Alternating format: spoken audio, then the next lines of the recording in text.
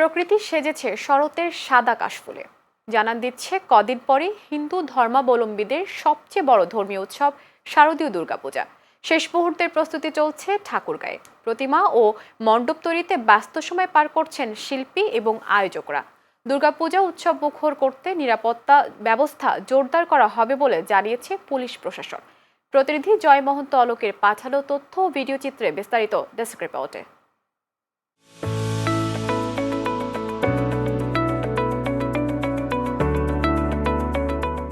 শরৎকালেও প্রকৃতিতে চলছে বর্ষার আমেজ। রৌদ্রোজ্জ্বল দিনে কখনো কখনো হচ্ছে থেমে থেমে বৃষ্টি, তবে দিগন্ত জুড়ে শুভ্র কাশফুল জানান দিচ্ছে দুর্গা উৎসবের আগমন।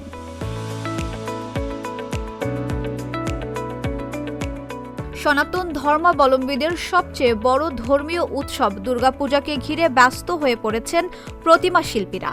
চলছে প্রতিমা তৈরির কাজ। গত বছরের তুলনায় এবছর কাজের চাপ বেশি থাকায় খুশি কারিগররা, তবে কাঁচামালের দাম বেশি হওয়ায় লাভ নিয়ে শঙ্কায় আছেন তারা। শারদীয় দুর্গাপূজার কাজ আমার একটু বাড়ে গেছে। মানুষ ব্যাপক উৎসাহ উদ্দীপনার মধ্যে পূজা অর্চনা করতেছে, কিন্তু আসলে মূলত আমাদের জিনিসপত্রের দাম একটু বেশি হওয়াতে আমাদের একটু পোষাচ্ছে কম।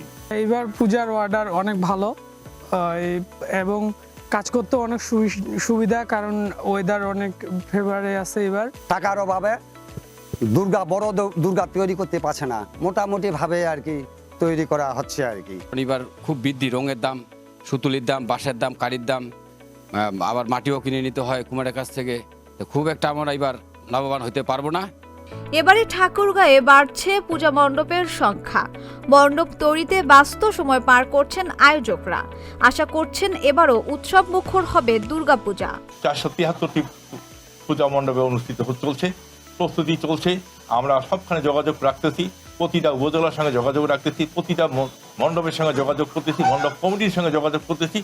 আমি মনে করি গতবারের চেয়ে এবারও উৎসব মুখর পরিবেশে হবে এবং আশা করি। আর পুলিশ প্রশাসনের পক্ষ থেকে জানানো হয়, জেলার প্রতিটি মণ্ডপে আনন্দ উৎসবের মধ্য দিয়ে পালিত হবে দুর্গাপূজা। প্রতিটি মণ্ডপ ঘিরে থাকবে পুলিশের কড়া নিরাপত্তা ব্যবস্থা। এক্ষেত্রে সহায়তা চাওয়া হয় আয়োজক কমিটিরও। আমাদের জেলায় 400-রও অধিক সংখ্যক পূজা মণ্ডপে এবছর পূজা পালন করা হবে। এক্ষেত্রে আমাদের পুলিশ সদস্যরা নিয়মিত টহল দিচ্ছেন, এগুলো দেখাশোনা করছেন। আমাদের থানার অফিসার ইনচার্জগণ নিয়মিত যোগাযোগ রাখছেন এবং থানা কমিটিতে যারা আছেন তাদের সাথে মিটিং করছেন। আমি আশা করি অত্যন্ত চমৎকার পরিবেশে এবং যারা স্থানীয় এলিট আছেন তাদের সহযোগিতা নিয়ে, হিন্দু ধর্মাবলম্বী ভাই বোনদের সহযোগিতা নিয়ে আমরা চমৎকার মহাষষ্ঠী পূজার মধ্য দিয়ে শুরু হবে দুর্গাপূজা। এবছর দেবী দুর্গা কৈলাস থেকে মর্তে আসছেন হাতিতে চড়ে। আনুষ্ঠানিকতা শেষে ফিরবেন পালকিতে চড়ে।